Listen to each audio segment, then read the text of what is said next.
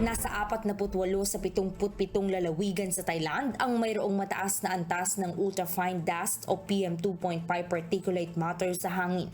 Kaya naman nagbabala ang Pollution Control Department ng Thailand dahil sa peligro nito sa kalusugan ng mga tao.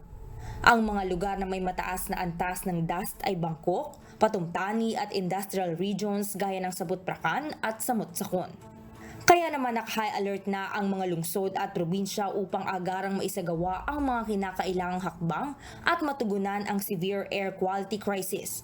Gaya ng mahigpit na kontrol sa mga industrial emission, enhancement ng traffic management upang mabawasan ang vehicular pollution at public awareness campaign. Binigyang diin din ng ahensya ang kahalagahan ng pagtutulungan ng publiko at pribadong sektor sa pagharap sa hamon sa kapaligiran. Dito sa Bangkok, nagpaalala ang mga otoridad sa mga residente na magsuot ng face mask kung lalabas ng bahay, iwasan ang matitinding aktibidad at manatili indoors. Paula Porta, UNTV News and Rescue Thailand. Diyos ang aming sandigan, serbisyo publiko ang aming pinahalagahan.